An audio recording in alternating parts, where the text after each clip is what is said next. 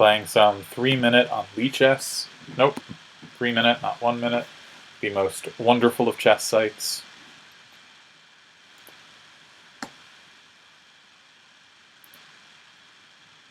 Ah, I'm Chess Jake, though. Alright, so I used to play Grunfeld back in the day. Let's try to polish it off.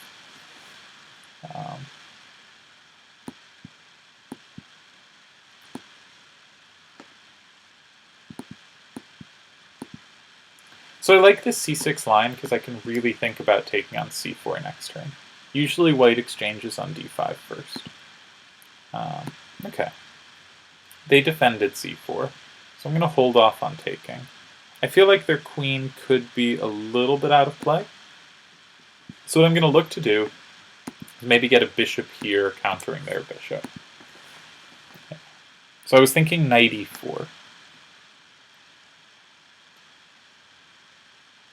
I had a game like this against a master in a tournament about 1.5 years ago, where I think I took on c4 and then played knight e4, trying to trade on c3 and getting bishop e4. I don't really see a problem with this plan, so I think I'm going to go for it again. Maybe also play knight d7 to b6. But I think I'll start with knight e4. What I like about this is their d4 pawn is currently a bit loose, so if they play knight h4, I can think about capturing there. Yeah. So I can play bishop e6. I can play queen takes d4. If bishop e6, maybe they have queen b4. I take on c3. They have to take back. I don't think they can drop e2. And then I have to defend b7. Which doesn't seem that big a pain. Probably go queen c8, and then knight a6 will win tempo. If they go queen d3, I'm tempted to not trade on c3 so that they have to still worry about d4. So I think I'm going to try knight f6. They don't have time for e4. Oh no, d4 is not loose anymore. Of course they have time for e4. I was thinking if I played knight d6, my queen's not on it. But of course when I play knight f6, my knight bishop's not on it. So, complete calculation error. Probably knight a6. Hint at knight b4 sometimes. Ooh. Now, I can't play c5.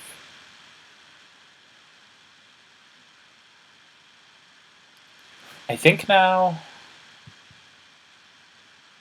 I probably need to trade some pieces. Because otherwise e4 comes and I'm so cramped. So I'm going to just try to trade off a pair of knights. Wish I had traded off a couple moves before.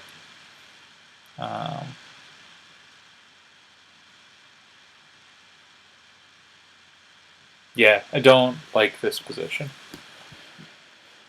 I think it's pretty cramped. Interesting. Okay, I think I'll take the time to get this knight back. Maybe then they'll sidestep the trade. So let's come here. I can come to d5 or b5 potentially. If they didn't have e4, I would love bishop d5 here. Is there any way I can prevent that usefully?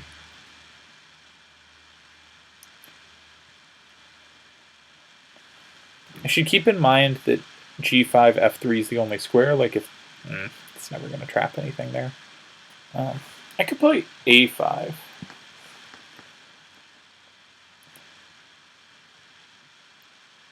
Oh, I'm 27 seconds. I'm playing this like it's 5 minutes.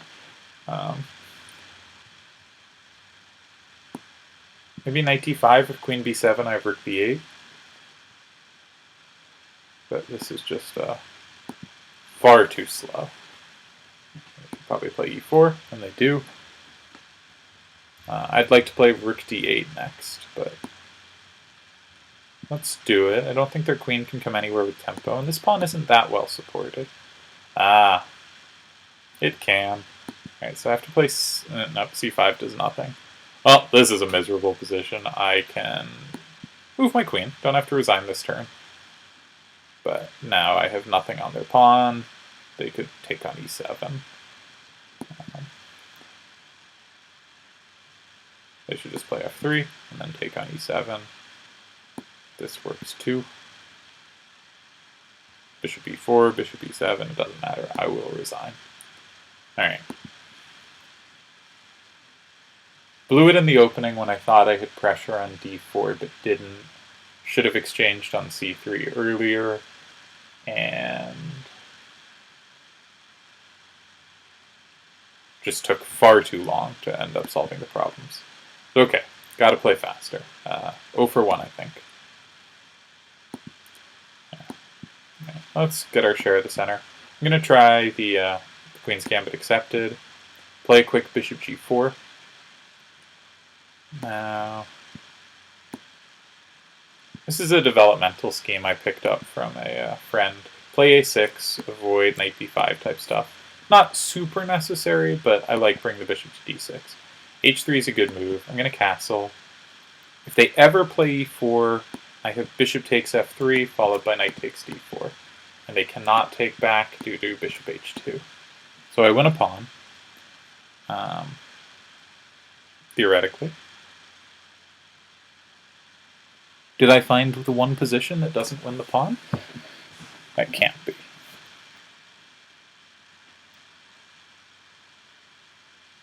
I thought this was supposed to just win a pawn. Anytime this happened. And I'd never looked further. This does look rather a good retort.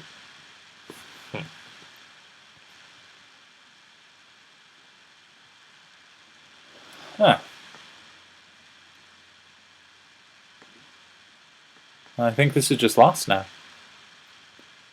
I thought that always worked. Alright, interesting.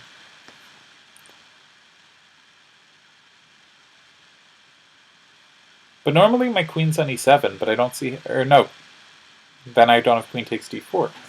I don't see it. So I feel like there should be a move here, but there doesn't seem to be a move.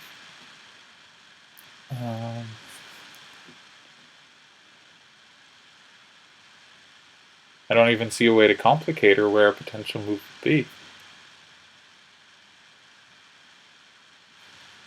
Huh.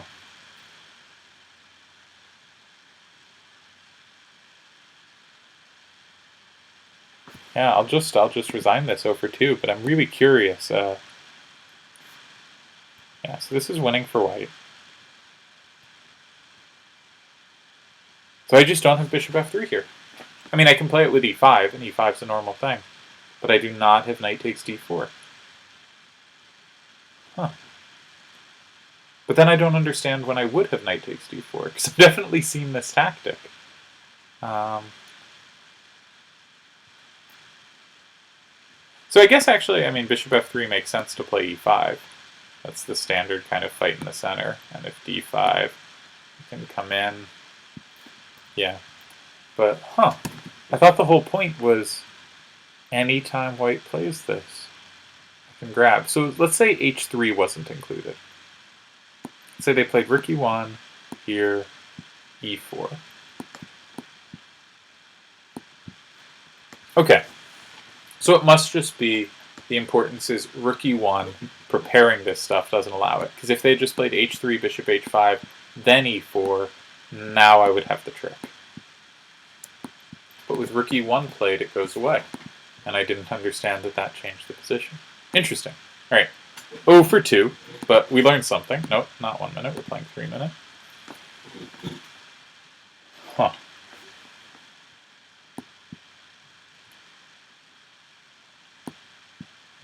I was okay, well, I'll play whatever. I was sort of trying to play my initial repertoire, but I've now varied a lot off it. This is an odd move order. They haven't played knight f6 yet, so I probably could have played a Maroczy. I could play g4 here. It's probably a fun line to play. Go for g5. Play h4 to keep the pawn. Yeah, this is probably not where the knight should go. It should probably go to c5. But white often has bishop h3 and bishop takes e6 if the knight's still there, followed by knight e6, hitting the queen, and g7. I gotta go faster. Now, I'm going to play bishop e2, so that when the knight comes to e5, it doesn't threaten f3, and I can just evict it. And keep pushing them back. And now I'm going to castle, and really think about playing g6. Especially after knight e7, because now e6 is undefended. Alright, this is obviously a stellar position. Do I want f5, e5? I don't think so. I don't have bishop c4. Do I want e5?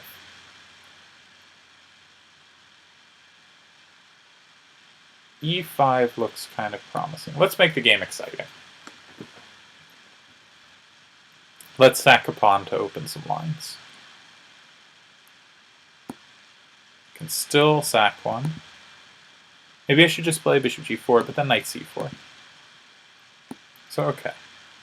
Let's sort of reconvene on the g file. I'm going to play bishop d3. Preparing queen g2.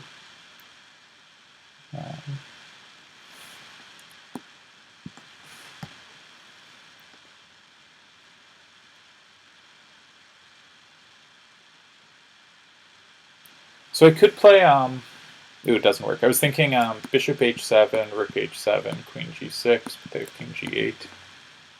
I could play h6 now, because g6 I can just almost certainly just take it. That's tempting. Could play f5 and try to open things up. Too many moves. Let's order this properly. I'm going to play h6. Tending to meet g6 with bishop takes. And now, I was thinking just f5. Threatening bishop g5. I think they have to go with something like king d7. But then I can play queen takes e6 if nothing else. I figured this was really promising.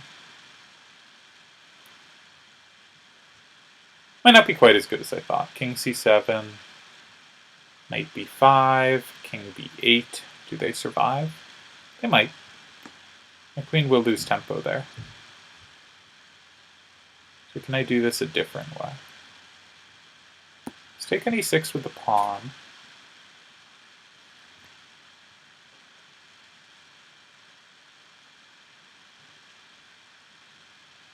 Maybe bishop g5 is a useful inclusion.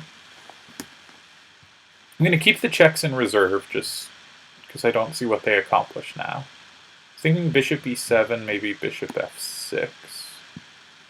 And just these 3 pawns on the 6 should be worth so much if they take. So I think they should move the rook, but then I'm starting to threaten h7, h8. The pawns are very good and black doesn't have any counterplay. So they're trying to create it. This is very reasonable. I guess I'll take on h8. And then queen f7 or g7. Probably f7, just so I can play rook g7 next if they try to defend the bishop.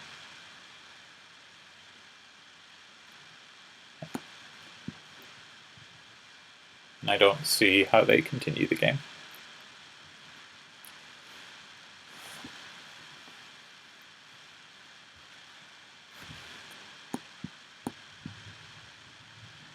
If king d6, knight f5 is almost checkmate. I'm just going to go make a queen. Pawns are good. And I played this one fast enough, I should be able to close it out. Let's keep my queen. Yeah, let's... They can't even take on a3, so they have to go king a5. And that is checkmate. Okay. 1 for 3. But that second game really blew my mind. I mean, rook e1 supports e5, it makes sense, but I'd never looked at it. And just completely came out of the blue to me. Alright, another open Sicilian. Alright, I've talked about this before. Knight c3 is not a good move, but the idea of occupying d5 with a knight is. So I'm often just looking to blunder. Is this so clear, though? Because I get d6, check, and then I get f7. And the trade of queens favors me because I'm forking these as well as the queen.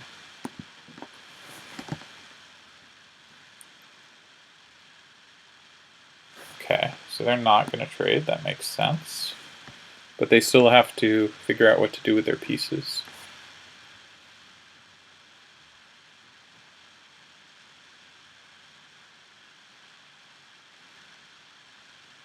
There's a bunch of lines. They come up, I think, more in the classical Sicilian, where I think I want queen d5. I think that simplifies. Where black can get tricks very similar to this, but they don't necessarily work as well as one might want.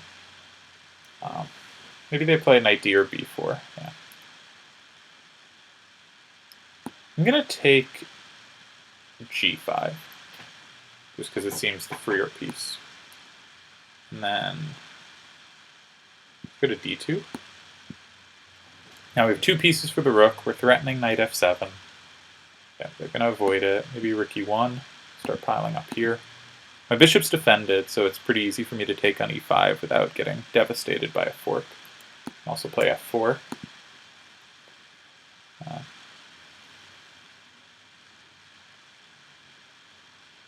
Okay. We can't defend this pawn.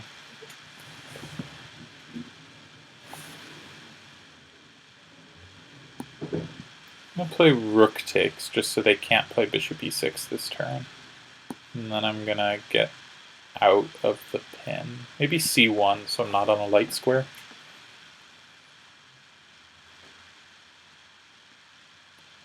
Okay. I'll just play rook e3. Probably going to take on b7 next turn if they let me.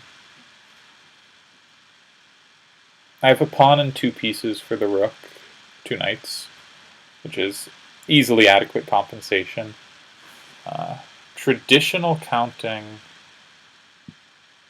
yeah, I think I can just take that. If they go to like rook c7, I have knight d5 check. No, I don't, because I'm pinned. Maybe bishop e4, just to keep knight d5 in the air. So traditional counting says I'm up 2 points, right? Because each knight is worth 3, and the pawn is worth 1, and the rook's worth 5. So 6 plus 1, 7, more than 5, by 2. Eric Kislick, in his book, and Larry Kaufman, I think, in his books, talks about like the actual numbers computers use, that they use more specific and accurate numbers. And they give, so they're threatening knight takes c3, rook takes c3, but they're not really threatening. So I'm going to displace their bishop because my rook covers c3. And they use, so computers use more accurate values, which, you know, makes sense. Computers are phenomenally good at chess. Curious where their king goes. Maybe knight f3 back. Think about knight e5. My bishop seems better on b3. Yeah. Rook e7, bishop f5 doesn't work. So instead, just make a slight improving move and force them to make a move. Okay, now maybe my knight comes in. I'm willing to trade. I like my knight looking at g6 and f7. So I keep trying to say the computer math, which is that actually knights are worth about 3.5, and bishops are also worth about 3.5. Bishops slightly more, knights slightly less. But I don't think there's an infiltration yet. I should pay more attention to the game for a bit. This is less over than I would like. I start moving my pieces forward.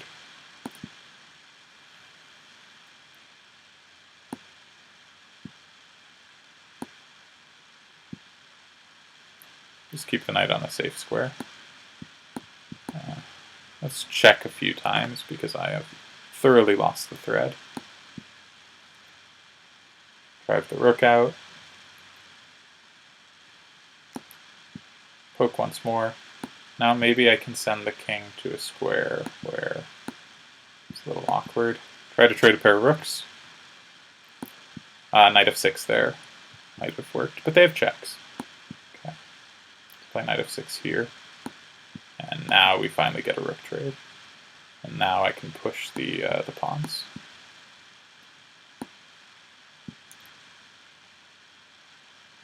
Eventually.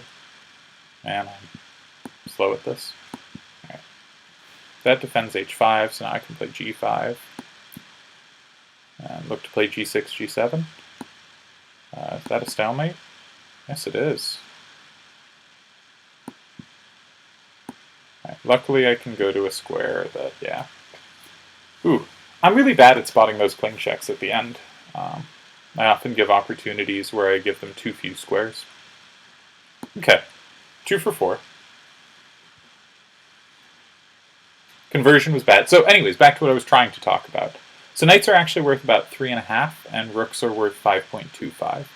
So the correct math there says that the 2 knights and the pawn are worth about 8, and the rook is worth 5.25, and white's actually up like 2.75 there.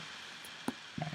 I do not know how to deal with this, but I believe you can play e5 and knight c6. I'm thinking about queen b6, because that makes it hard for them to castle. That seems slightly annoying for them, but maybe they have knight d5. Do I care? I care. Let's pin their knight. Also, in case of trades on e5, my queen can now be retaken by the rook.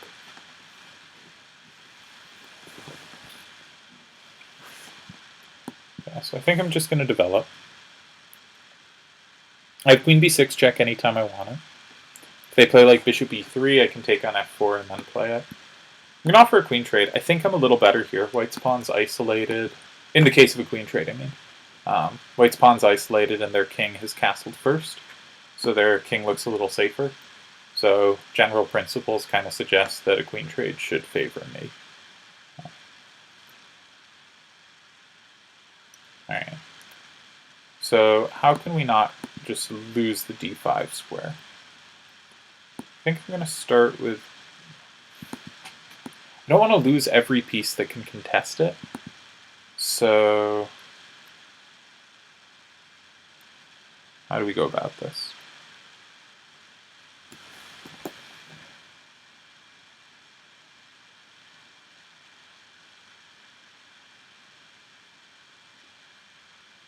All right, I'm just going to castle for now. If bishop takes, knight d5, I think I'm going to play bishop e6. And say that I don't mind the doubling. If they double my e-pawns, the doubled e-pawns are pretty good, I think. I have first access to the file. Yeah, if they're going to retreat, I think I should harass. I hit d3 and a2.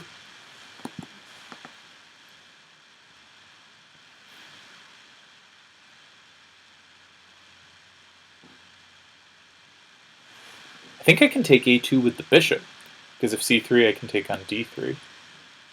So I'm just going to grab a pawn.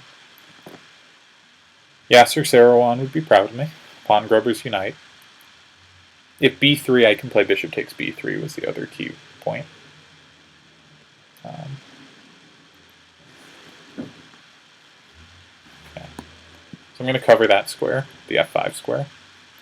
It is a sensible move to try to take advantage of my doubled pawns to, plop the knight in the square in front of them. But I think I have it defended. I think when they played bishop d3 that was a weakening move. I really want to double rooks, but I don't want to do so. Rook d4, c3, and then I can take on d3, they take on b4. Alright, this draw offer is ridiculous. Yeah, let's go rook d4. Just black is up a pawn with a very pleasant position. They're going to play rook d1, and I think I can play knight c2. Bishop c2, rook d2, or rook takes rook d3. This seems a cute way to gain a second pawn, though there might have been cleaner things. I just said e4. What am I doing? I just said e4. e4 just wins everything. This was me trying to be cute, and once again, just ridiculous. Almost as bad as that mate in one that I missed. Oh, man. So this is winning, but, like, the game should have been over. Let's play king g7. Maybe just come to g5, just to make sure they're kind of tied down. Maybe not, though. Maybe my king should be on g7 to make sure their rook can't get active, and I'll just push the b and a pawns. That seems a better way to prosecute this.